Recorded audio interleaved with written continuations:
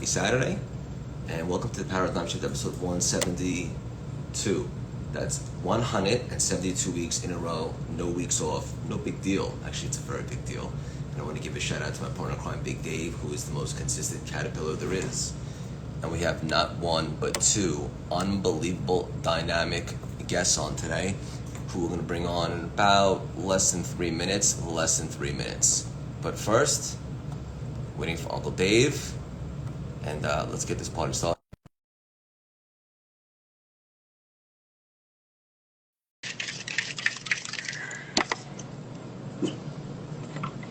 Let us know how you guys are feeling in the chats, what you're excited about, what's a win from the week, big or small. Uncle Dave! What's up, Craig Siegel the Eagle? What are you grinning at, you goose? You giddy goose? I'm loving my life, man. I get to do what I want, when I want, with who I want, for as long as I want. And it's something I've dreamed of.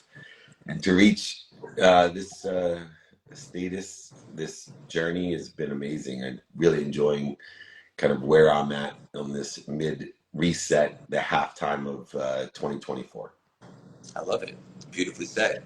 And I love being with you here on Saturdays. I know how important your time is for you and how intentional you are. So thank you for 172 weeks in a row. Yeah, we've done it on the bayou. We've done it in Europe, in Asia, on the golf course, and Japan. Now swapping around this side of the table. So much more controlled environment this week than last week. Where are you? I'm at home and just enjoying in the other side. I have a two-way desk now in my wife's office, so I can be with her, but without her walking behind me, and put this new sign that somebody made me with Rocky on it, which is pretty cool. And then I got Paris and Julie in my chandelier. You know, it's a controlled environment. I don't have what is that? The Bronx behind you, or whatever it is. Long Island City. Long Island City. I knew that, actually. Sweet. Marissa's moving really close to you. She's moving up the street. Who? Marissa? Marissa. Where? 50th. Well, she was closer before that. I thought you were on 50. I thought you were closer to 50. No, 36 at FDR. I was around the block from her. Oh yeah, you're right down the street from Sarge's, so that's why you always can make it there. That's right. Awesome.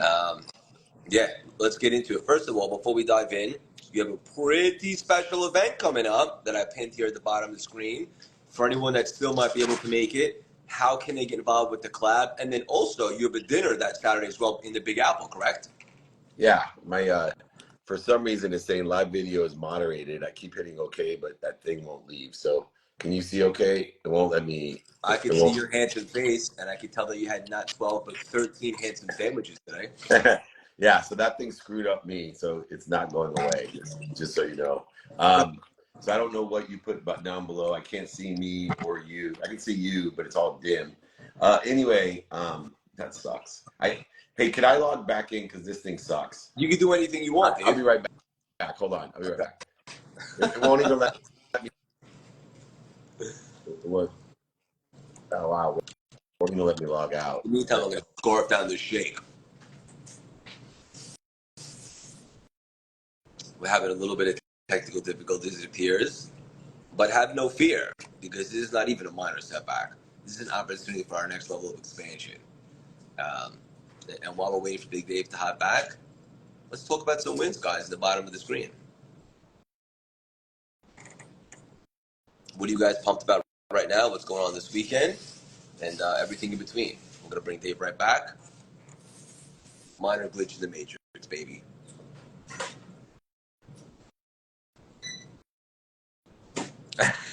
Joe, that's right. Yes, you will. Yes, you will, guys. Have no fear. All right, Dave, let's bring it back. You sex squirrel.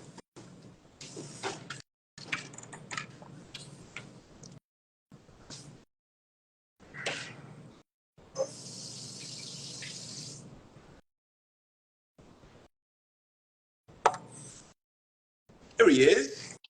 All right, much better. Good. So good to have you back.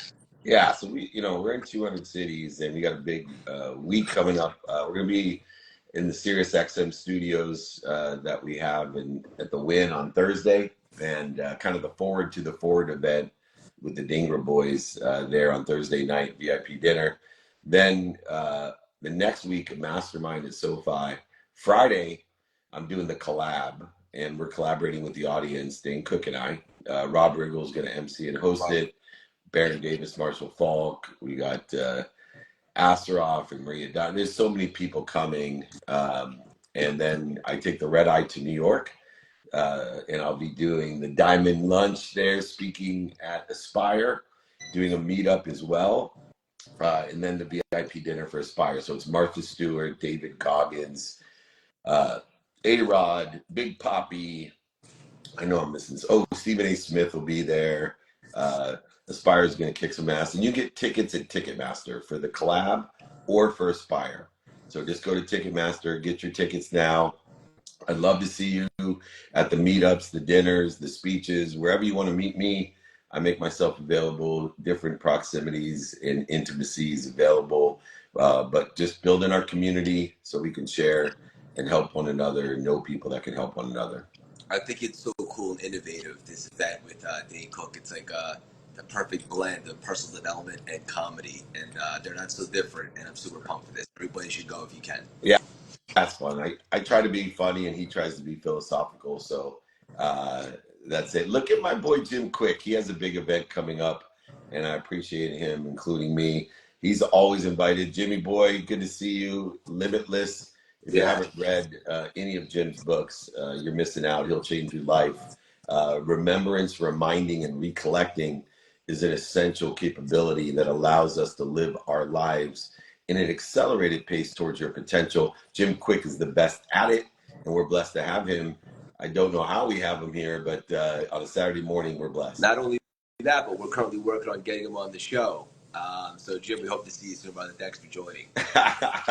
He's very generous with his time. So Best. As long as it's virtual, he usually accommodates us. Yeah. Before we bring on our first guest, I have a question for you. You ready for me, Uncle Dave? I'm always ready, brother.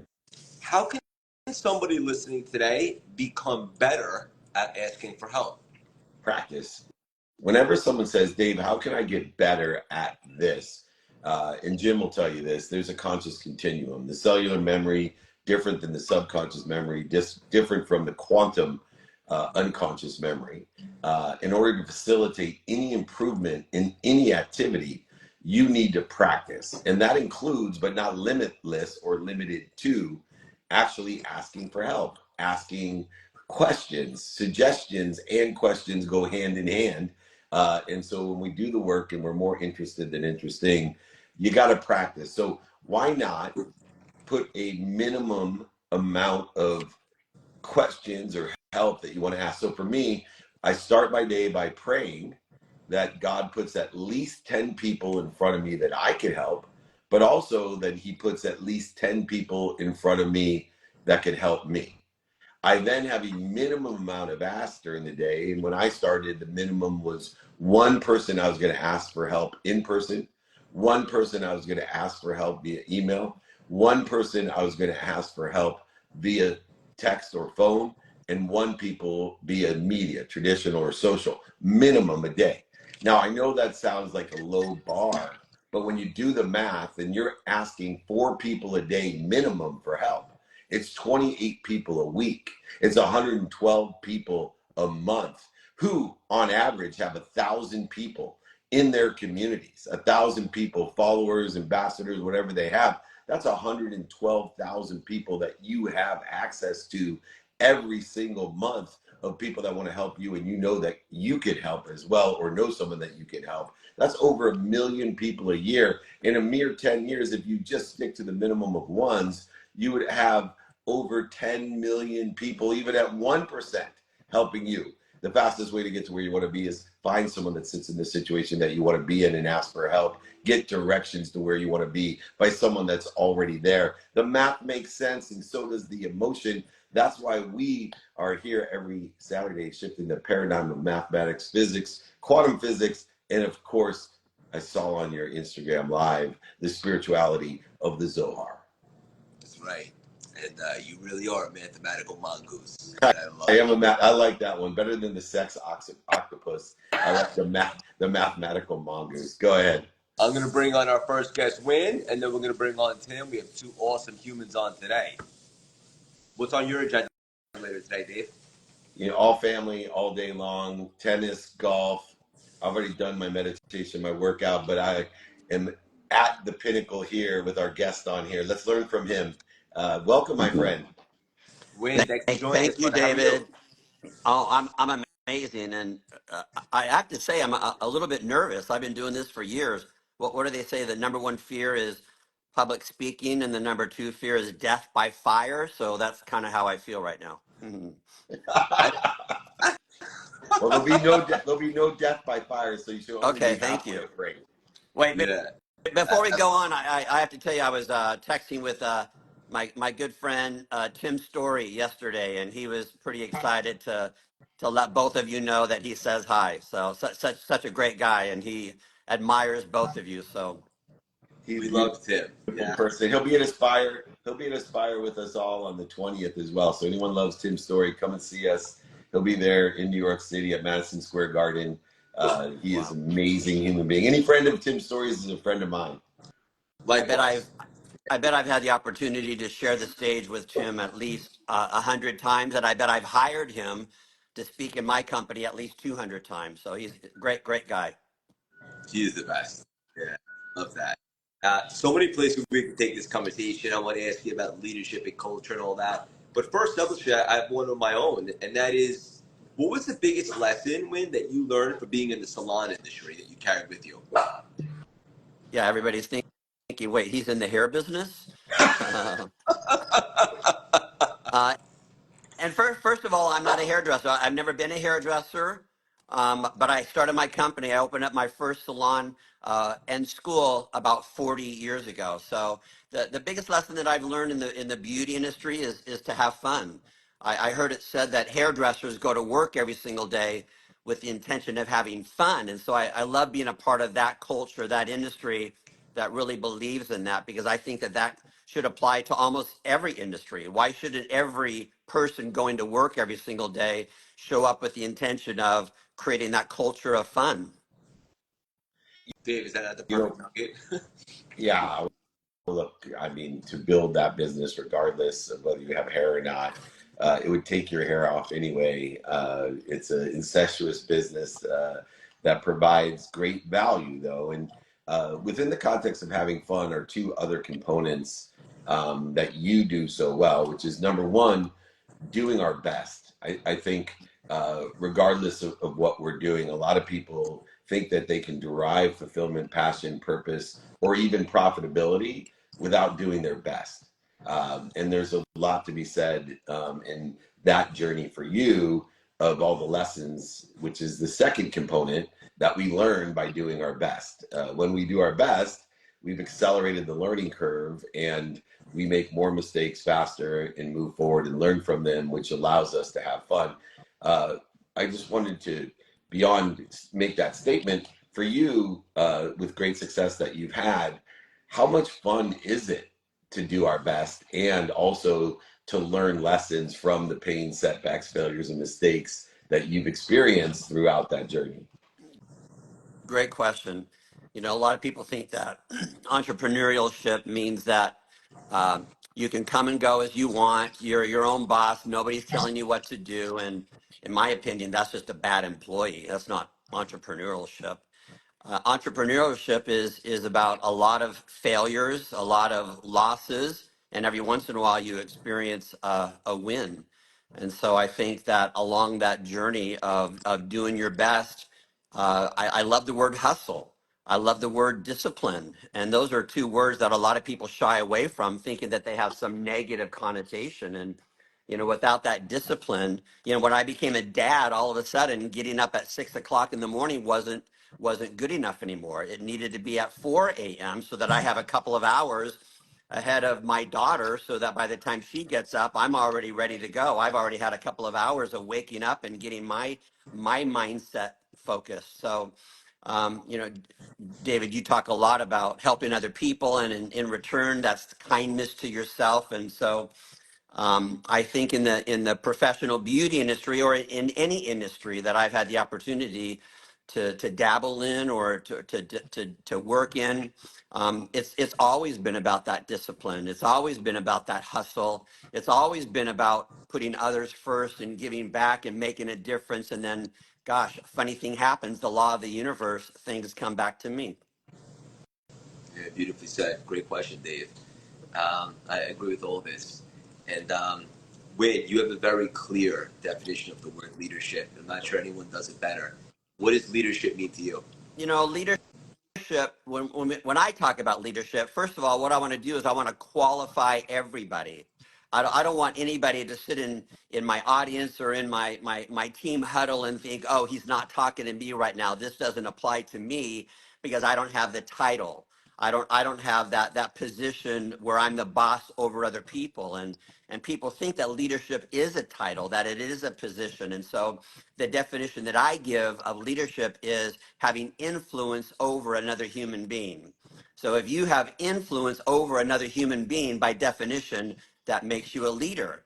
And we have influence over total strangers standing in line at the coffee shop, which means with those strangers in line, we could make their day and we could ruin their day.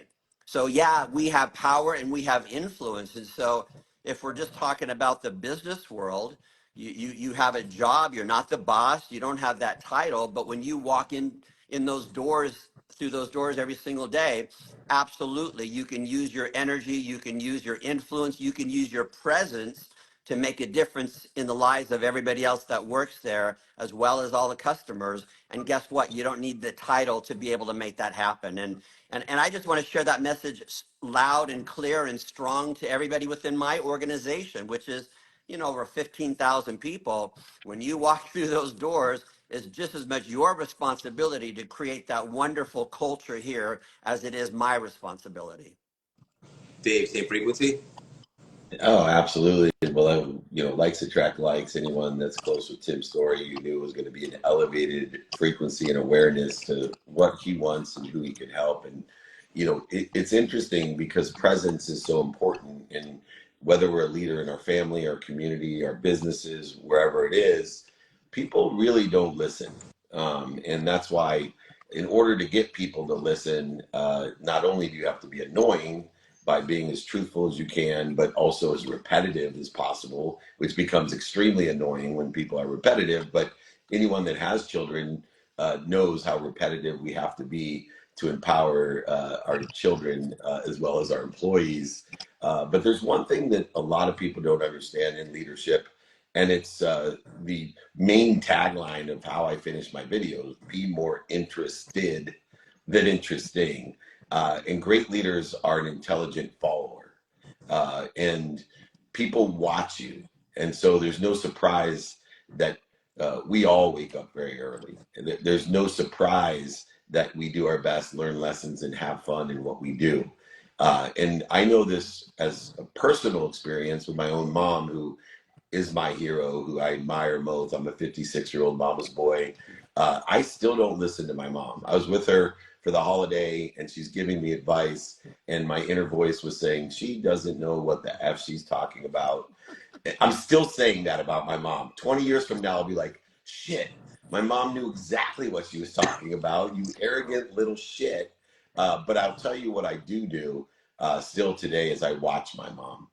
And my mom is an intelligent follower who is worth watching. And I've learned my work ethic, I've learned integrity, I've learned faith.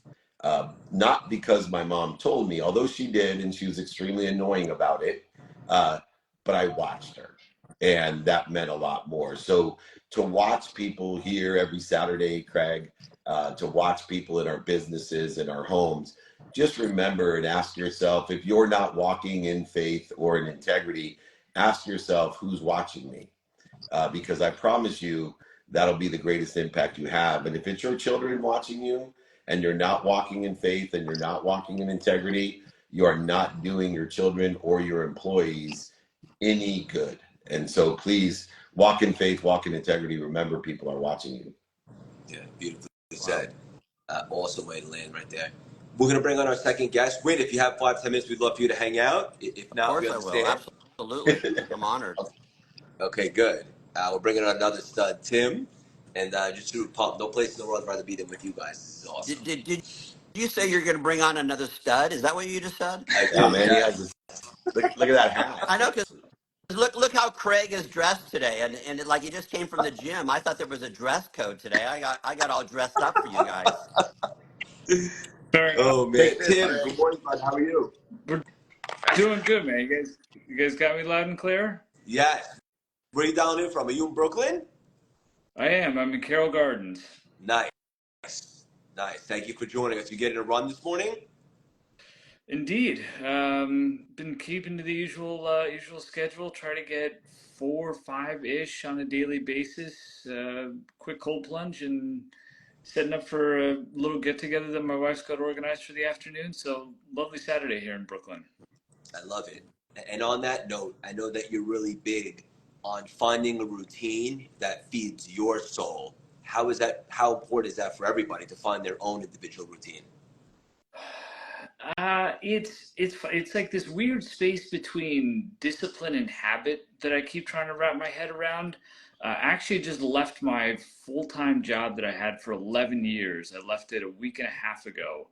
And the biggest thing I'm trying to adjust to right now is how do I restructure the day and find those things that are the right balance between applying what I know I need to do next and finding the right time blocking for that.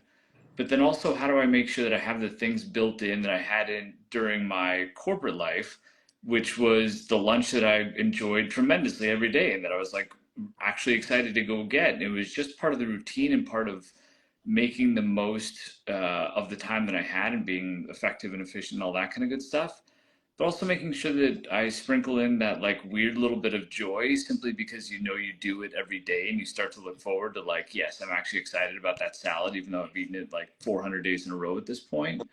So I think everyone's. I think if you're looking to find that balance, you just kind of start with an assessment of where are you right now, right? I think a lot of people want to do better at time blocking, time management, but they don't take the time to like audit themselves. They just kind of want to jump to the next level. But I think that has to start with where are you currently and where's your time going? What would you like to do that you're not doing?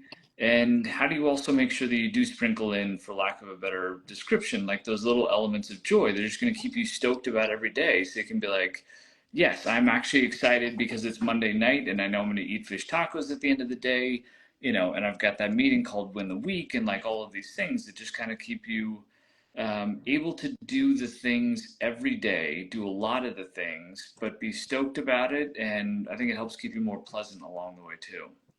I love that. Dave, that reminds me when you say vacation every day.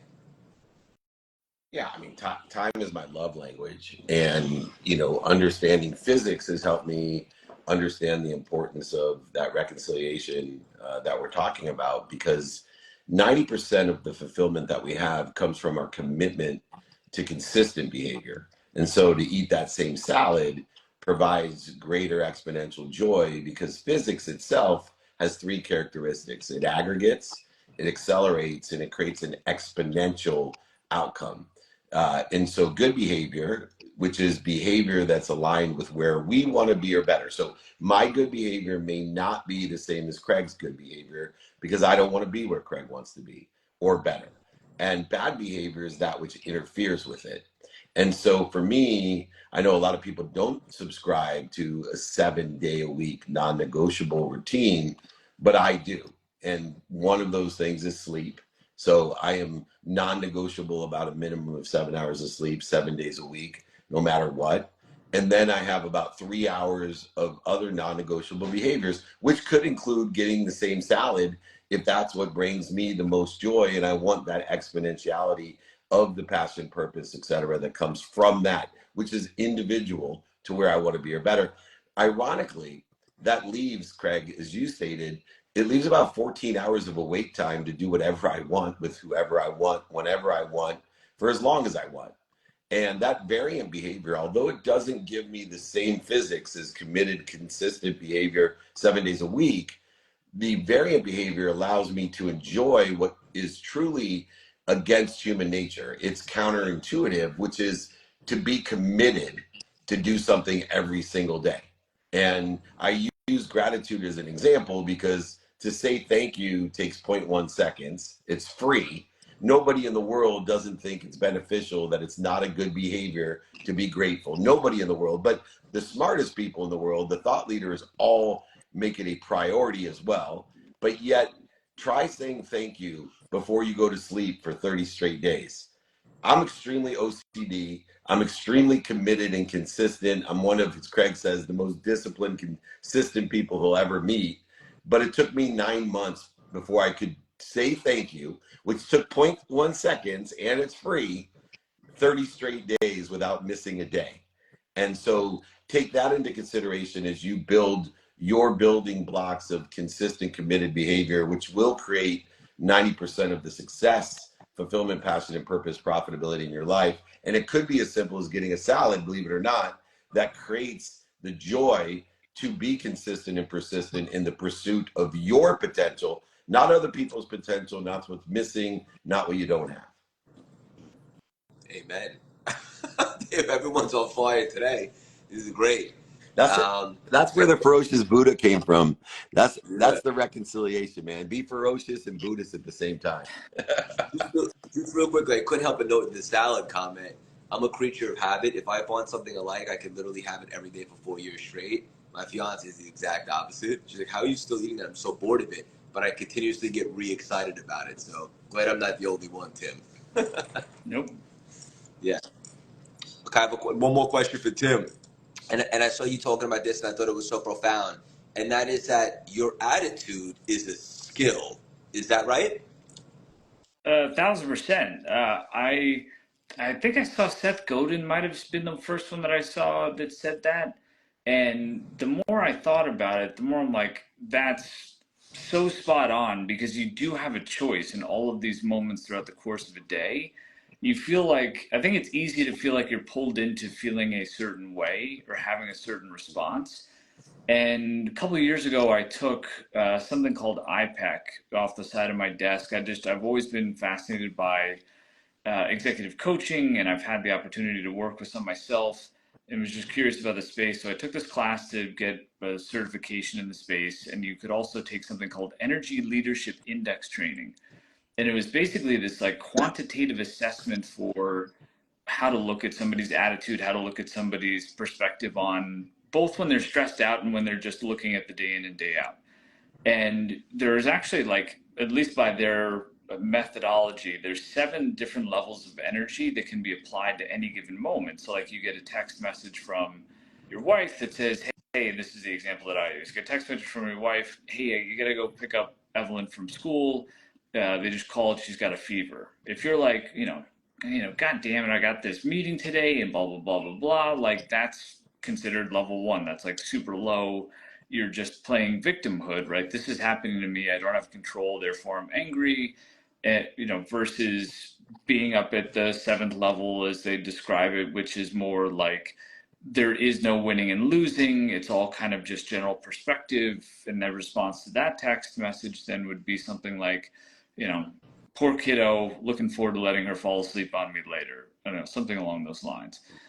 And so, like, the more I digested all of this and the more that I saw the day in and day out in my corporate life, it was interesting to see who was making active decisions on how they were approaching any given situation and who might be just letting things have happened to them. And so I did try to bring it up as much as it would be helpful, with also not becoming annoying, right? You can become like the person that's speaking from the mountaintop too much if you're not careful of like trying to push these things on a team that has larger objectives, etc.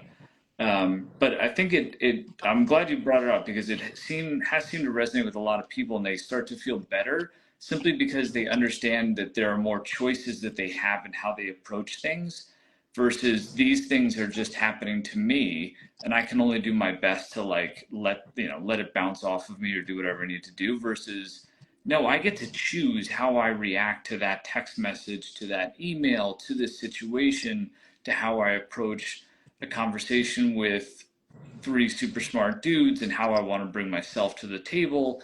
like it's all a choice. You know, if you look at it like a skill, it's all a choice and it's something that you can refine and work on a consistent basis. But like anything else, only if you're willing to actually be like, cool, this is a skill and like I need to approach it that way versus I'm built the way that I'm built and like I got no choice but to do these things. And it's fun to try to wrap your head around any given situation or decision and be like, how am I actually going to show up here based off of wanting to get the right outcome because it is a skill and not just something that's happening. This hits Can I home for comment me. on that? Yeah, yeah. I was just gonna say it's a muscle that could be flexed, but there's got to be a willingness. Win, say something, and Dave, take us home. Yeah, because I don't mind sharing with people that for me, having a good attitude, even being happy, does not come naturally to me. It never has. This is something that I have to work at every single day, which, by the way, used to piss me off because I used to think, why can't I coast the way other people coast? Why can't I just naturally wake up with a good attitude and happy every day? I can't. I can't. And so for me, absolutely, there is that discipline and it is a skill set. I play the piano. Well, I didn't just naturally walk to the piano one day and be able to play. It was practice, practice, practice, developing that skill set. And the same thing applies for me when it comes to having a good attitude and being happy. And which, by the way, back to Tim, when you were talking about adding joy to your routine. I feel the same way, and because I feel the same way, guess what? My people feel the same way as well. The 15,000 people in my organization, if I'm that way, then guess what? They probably need to have some joy in the workplace as well. And that's got to be a priority of mine. That was yeah, that was awesome. So it's so smart, in football. When we were the quarterback factory with Lee Steinberg, we always would say the skills and knowledge of a quarterback are their basement, but the delta is determined by the discipline and the desire. And so, although Jeff George and Ryan Leaf had much higher basements than Troy Aikman, Steve Young, and Warren Moon, they didn't have the discipline and the desire that Troy Aikman, Steve Young, and Warren Moon had, and the results preceded that as well. And it was funny as we're talking here because I was born with a very high basement when it comes to happiness. I'm one of those people that everyone hates in the morning because I was born with a happy gene. And what has been an extraordinary event in my life is I've learned to, although I have a high basement of happiness, I've developed it as a skill. And I will give some people some insight on developing that skill. The skill of happiness is practicing your reaction to fear. Fear is too complex to figure out what you're afraid of. There's past lives, there's womb trauma, there's childhood trauma, teen trauma, 20s, 30s, 40s, and 50 traumas that I have experienced personally. So I know everyone else has. So one of the hacks that I have, a shortcut is if you want to develop the happiness discipline, then practice how you react to fear. Do you have a need to be right, offended, separate, inferior, superior, anxious, frustrated, angry, guilty, resentful, worried, whatever it may be? And if you practice shortening the distance of resistance created by that reaction to fear through wisdom and faith, it is a discipline, it is a skill. And one of the practices, like going to the golf range, if you want to get a better golf swing, is practice shortening the distance of your reaction to fear. And you will find a greater amount of time spent in enjoying being happy, pursuing your potential. And both of you guys and Craig for sure all do that so well. And I'm just blessed to be the dumbest one in this room. I've met my goal for the day, always not to be the smartest one in a room. And I appreciate all three of you guys letting me hang out with you and learn so much. Wow. This was awesome. Real quickly, let's just go around and Win. What are you most excited about, and how can our community support you? What I'm most excited about is my company, my Palmetto Schools, which there's 100. We literally are days away from entering our annual fundraising campaign, and to date, we've raised $25 million for a variety of causes. And by the way, that is not by receiving huge, big donations. Our average donation is like $5, $10 at a time, but to date, over $25 million. And the reason why I'm excited is because I know the purpose that brings into my network, into my company, into my organization. And I believe that that's a basic human need to show up to work every single day, not just for a paycheck, but to show up with having a purpose. And so I know the value of having that fundraising campaign every single year. And we're getting ready for that, which again, back to Tim's story, has been volunteering to support that fundraising campaign for many, many years, as have other wonderful guests that you've had, including like Shalene Johnson and some incredible, amazing people. So I'm also excited to be with all of you guys. I mean, I don't know about four white dudes here early on a Saturday morning, but there's some power in that, and I'm hoping that like Tim, maybe one day Rolling Stone magazine will want to interview me. So I love it. Tim, how about you, brother? What are you excited about? How can everyone support you? Oh, it's not to be that guy. It's such a perplexing question because I mean, I'm literally like, feel like I'm 30 seconds past having walked out the door of my day job that I had for 11 years. Again, that was like a week and a half ago at this point, but it feels like it was 2 seconds ago because I went straight on a trip to see my in-laws. And then, so long story short, I'm most excited about getting my, I'm trying to think of a way to not curse while saying it. Getting my act in a good place. I've got like a whole day construct to reconfigure.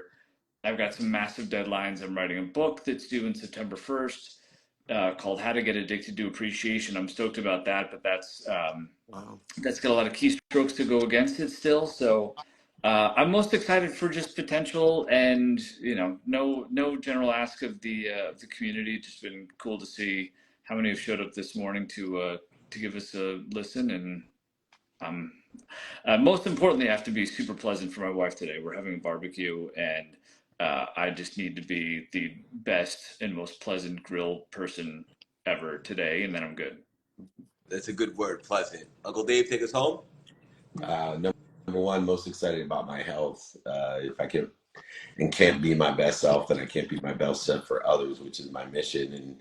And as far as professionally, just most excited about the Ticketmaster stuff. So come to the collab at SoFi at YouTube Theater with Dane Cook and Rob Riggle, Marshall Falk, and Baron Davis. Myself, we're going to be collaborating with the audience. It's a unique experience and really excited. We've tried it out in Vegas and it was really exceptional. We've taken it to a bigger level at YouTube Theater in Los Angeles on Friday the 19th, and then come see us with Tim's story. We'll be at MSG. Go to Ticketmaster for either one. Tim's story, A-Rod, Big Poppy, Martha Stewart, Goggins. Oh yeah, Stephen A. Smith. I'm forgetting everyone, but come and see us. We're doing a VIP dinner afterwards. If you guys are around in New York, Tim, Winn, please let me know. We'd love to have you guys as well. But go to Ticketmasters, get your tickets, come see us, be kind to your future self, do good deeds. Have a great weekend. Love all three of you guys. Thank you. Gentlemen, this was awesome. Thank you guys for hopping on. Love you. Can't wait to connect with you guys offline and have a great weekend. Thanks, Dude, Greg. thanks Thanks, for having David. us. Good Cheers. grilling, guys. Take care. Bye-bye. Thank you.